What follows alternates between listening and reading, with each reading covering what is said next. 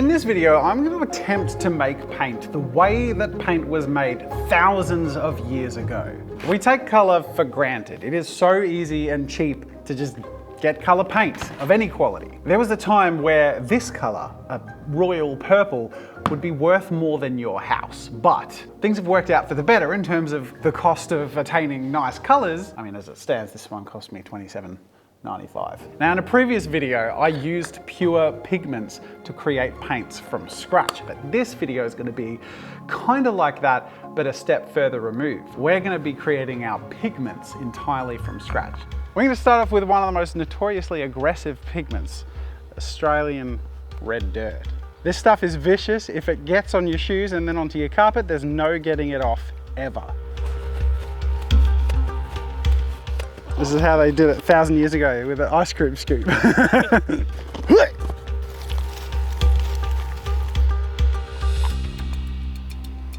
that's the good stuff. So, fresh out of the oven, we have Australian red dirt. This stuff really does stain aggressively, so I'm hoping this could act as a pigment of an earthy, reddy brown. Using sieves to get out the fine pigmenty dust and a mortar and pestle to crush down some of the chunkier bits into smaller bits and pass it through pantyhose. Though I'm not sure they had these thousands of years ago, I'm going to give myself a pass and make it easier on myself to get to the refined, fine stuff. I want to get as many different colors as I can. So that's the most boring, straightforward one. Let's see how vibrant and interesting we can get with natural pigments. Next up, I'm going to go for a vibrant red. This is a beetroot, which, as we know, like the red dirt, will viciously stain anything it touches, including skin. I'm pretty confident we can get a strong red pigment out of this. I start off by grating the beetroot down to a pulp, squeezing out as much of the juice as I possibly can to get it as hand dry as possible. Once I've done that, it's straight to the oven to get this as dry as possible. Now, as a result of pulverizing and drying out the beetroot, I have this stuff. But the problem is, when I pop it in the mortar and pestle, you end up with like a brownish black powder. And that's not the pigment I'm after. However, as a pure experiment, I microwaved a bunch of the beetroot juice that was left over that I was squeezing out, and I ended up with this red, crusty stuff. So if I chuck that, the same mortar and pestle, it's not the most vibrant red in the world, but it is red. That is my pigment. The secret, my friends, lies in the juice. Now, while they didn't have a supermarket thousands of years ago, they do today. So it makes it a lot easier to get a nice bright yellow turmeric powder, which I mean, it's already a powder. So this one, I think this one's good to go. That's yellow done. Yay! Now I at least want my primaries. We've got red, we've got yellow. What do we do for blue? Well, I went to a local gem shop and got lapis lazuli or lapis lazuli, blue rocks. Because apparently you can use rocks to make pigment. And in fact, the same blue, the lapis lazuli, that was used thousands of years ago to create blue paint. So let's see if we can get some pigment out of these rocks. Okay, I need a better process than that. This one involves a lot more aggressive tactics, using a hammer and all sorts of hard surfaces to try and crush and smash these rocks into smaller rocks, into smaller rocks, into fine pebbles, into dust. So it turns out you're not meant to crush rocks with a hammer in a mortar and pestle bowl. So I've learnt that. I'm gonna go get another mortar and pestle, but I'm gonna continue to crush this rock, this time on this cast iron plate. Now, this isn't just a challenge of trying to crush the rock, it's also a challenge of trying to preserve the most pigment possible, because even the lapis lazuli gems that I have vary in their color intensity. So after crushing them down as much as I could, I put them into a glass container and tried to pick out just the most vibrant blues possible. This was a little bit hard to tell, especially because the powdery rock ends up looking white and chalky. So by mixing in some water, it makes it a little bit clearer as I can sift through and pull out the bluest blues possible. I also happen to have this packet of small and already crushed lapis lazuli, which I plucked out the bluest of blues amongst that. So now it's a matter of taking it through the same process that I previously took my other pigments through, grinding it into smaller and smaller pieces until I end up with something much more resembling a powder that I can sieve through and get the softest, purest, bluest form of the pigment possible. Okay, brown primaries I need black and white. So, see, all you need is wood and a flame. And a bit of time. And there we have it, refined charcoal, silky to the core, and definitely not artist charcoal that I bought to make it easier for myself. I wouldn't do that, I'm authentic, okay? The charcoal is black and apparently was used to create black paint. So we're gonna try and use that to create our black paint today, but first we're gonna turn our charcoal into charcoal dust, which I think should be pretty easy. You get the idea by now.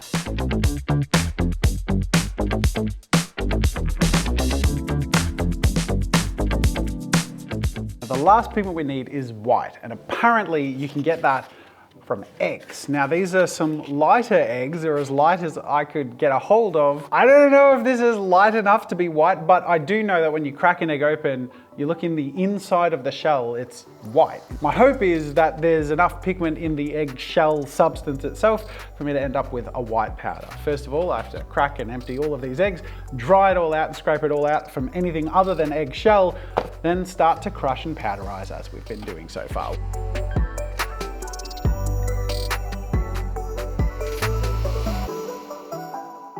These are the pigments I've been able to get. Obviously, a lot more of some than others, particularly the black and the brown, and a lot less of others, especially the blue or the lapis lazuli.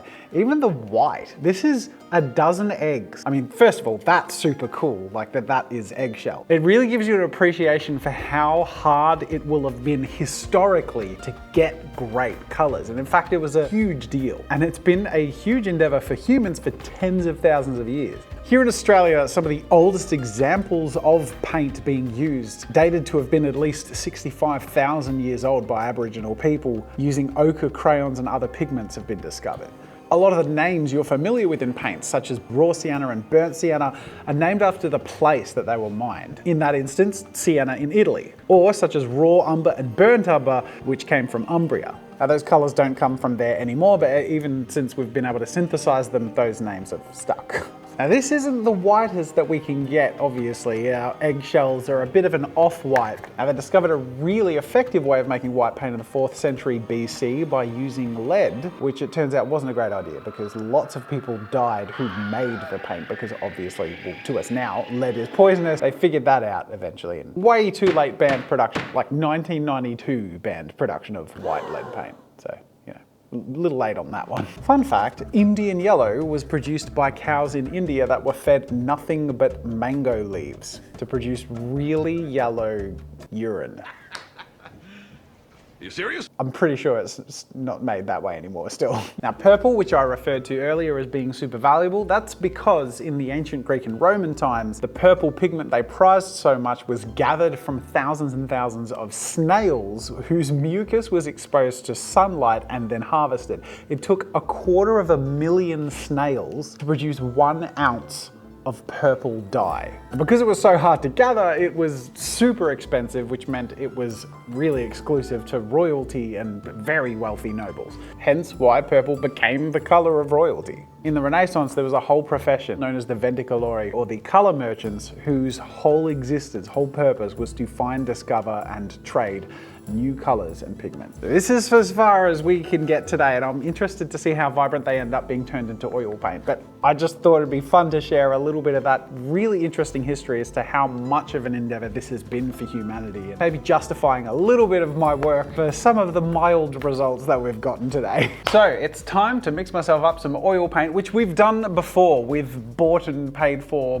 refined pigments. We're using our natural pigments and linseed oil to create oil paint. And I am lucky enough to have the help of some fun bits of kit included in Fritz Does Art's Pigment collection, which includes, and this one I'm very excited for, a reinforced glass surface that I can mix and mold my paints onto.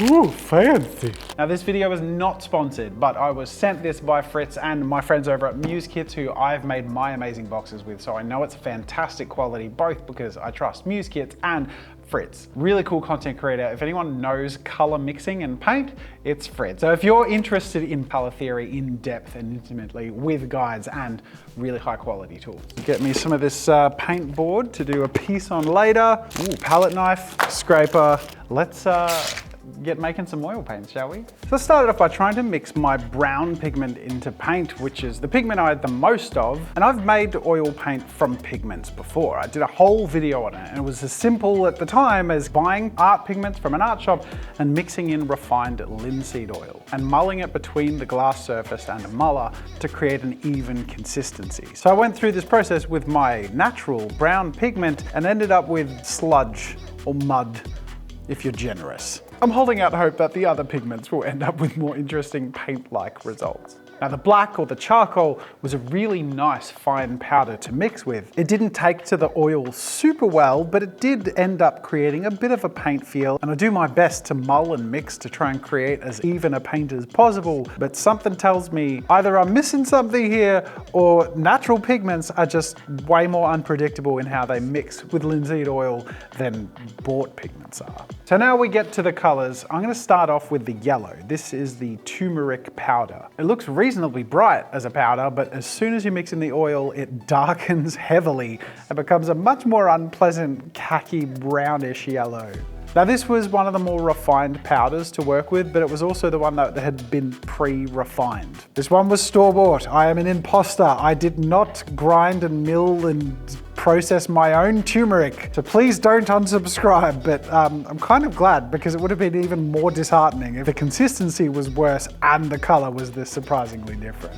Next up, my blue. This I was really hoping would turn out very well. I was also hoping, like we saw a drastic color change with the oil mixed in with the turmeric powder, that this chalky lavender blue would turn into a more vibrant blue with the oil mixed in. It did end up quite sort of a gunmetal color, a little bit more desaturated than I'd like, but it was still pretty vibrant, all things considered. But frankly, the thing that really bummed me out was how much it just felt like I was just playing with wet sand. No matter what I did, I really couldn't get a smooth, soft, luscious paint feel. Maybe I just didn't sift it or sieve it down to be fine enough.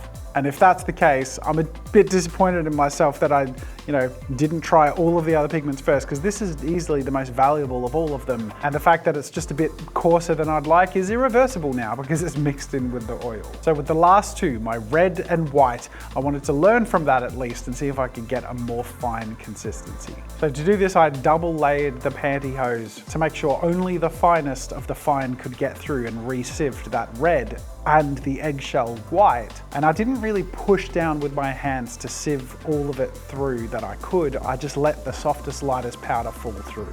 So now it's on to processing my red, which was already darkish as a powder. I'd hoped a bit of that vibrant color punch would come through, but it turns out, like with the blue and the yellow, adding any liquid will make it darker. And the end result of my red was that I lost a lot of what could be described as red and ended up with what almost feels like congealed, dried, gross blood clots. Last but not least, my white. I have precious little of this eggshell powder, now finely refined to be as powdery as possible, but all of my colors are really dark, and this is the only hope I'm gonna have to be able to mix my paints to create a lighter color. And I don't have a lot of it, so I need it to work. But in the end, I did get something resembling some sort of paint mix. It's not perfect by any stretch, but it's my paint, and that's what matters. That's not true. A lot more matters than that. But in this instance, I need to sleep at night, okay? So let me tell myself comforting stories. I'm a little bit nervous, don't know how this is gonna turn out, but there's something on my mind I've been wanting to tell you, and that is that you look really good today. I don't know if it's the, but you look nice. Have I sucked up enough to have you be gentle on your critique of how this has turned out? Whew. But we have to first see if this is even gonna be paintable. This is my brown pigment. Again, it looks like mud, but hey, it feels paint-like. And I'm definitely painting. You can see it's a bit grainy. So it's a bit clumpy and thick. but it is definitely staining my paper. I did brown, yay! So the next one was black. It does have more of a paint-like consistency and it seems finer. That's not bad. Like I dare say that's actually good. I'm not getting any sandiness with this one and it mixes really well with the paint thinner. I made black oil paint that I don't hate. That's a success. Yay! Let's start off with turmeric yellow. Now, like the charcoal, this actually handles on the brush more like paint than the others that feel a bit grainy. And actually, you know what? When you thin it and spread it, that is all right. You know what? That's actually more of a success than I expected when I was mixing the paint. So that's cool. All right. Okay, next up, I'm a little sad about this one because it felt so grainy and I'm hoping it just does better on the page. It feels like that magic sand stuff. Oh no! Oh, you were the chosen one! Does it even if I like thin it down? That's awful! That's unusably awful. This is my red. Same sort of consistency as the blue. So even though I sieved it down as fine as I possibly could, ew. This is very blood clotty. I should stop saying that. What's something else it's like? Anything else? What is anything else that it's like? Leftover pasta sauce? Yeah, let's go with that. I've lost 2 of 3 primaries, and they're the only 2 I made. All right, last and actually definitely the most important is my white. It's quite sandy. Does it give me some value control when I mix it with other paints? Oh, no. No! Ah! I mean, it is mixing the pigment, they're saturating each other a little bit, but it's not really predictable or, you know, nice. Literally earth, charcoal, and turmeric. They're the only ones that have produced workable paints. We are so lucky we don't have to do or think about this. I mean, just for fun, let's compare. I have as close to the equivalence of each of my paints that I can get. All right, starting right at the top, we have our black, which I'm going to compare to an oil lamp black. All of these paints out of the tube are going to be significantly better, even just in putting that down. Look how creamy and smooth that is. Now, I don't have an off-white to compare to white. I just have titanium white, which is, well, if I could achieve that, I would have tried to. You can see is a far cry whiter than my white and a lot smoother. Now for brown, I'm going to compare to Van Dyke brown. What's interesting too is that the pigment is really strong and it's quite dark. Like mixed with a little bit of paint thinner, this ends up, you know, quite a nice, delicate mid to light brown. Now this is a funny one because I don't have like a dark red, I just have this pretty affordable Montmartre magenta. Yeah, the difference is stark. This looks like beetroot juice. Next, I'm going to compare the turmeric to a yellow ochre. Wow, it's way less yellow than I thought it would be. Maybe I picked the wrong yellow to compare to. I prefer mine for color. One of the main reasons I wanted to do this comparison is actually this paint, because I have a Michael Harding's Lapis Lazuli Blue. I don't think that this is made from actual lapis lazuli. In fact, if this has ingredients, PB something alumina silica sulfur ground in linseed oil. So it's a synthesized lapis lazuli. Obviously the pigment is much brighter and more vibrant and flexible. And Michael Harding paints are really good paints, and even the best paints nowadays are synthesized. I think my actual colors turned out all right. I wish all of them painted well. But honestly, I think if this video teaches you anything, it's to be damn happy that you can get any color paint as cheap as you can and as good quality as you can. Oh my God, making pigments is hard. So without any further ado, I'm going to paint with the 3 decent-ish oil paints that I created today, because I still achieved something. History has taught us that other people do it better.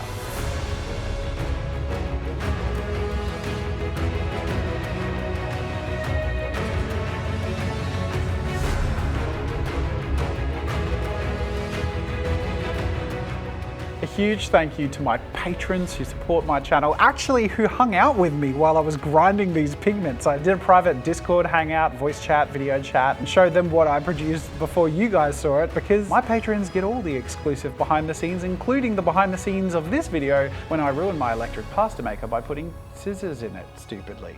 So for all of that fun, and of course to support the channel, go check out Patreon. We do weekly behind the scenes that we're really pushing production on and really want to bring you into what it's like working in my studio and with my amazing team. And I love hanging out with my patrons and community. So just a massive heartfelt thank you to my patrons who support this channel.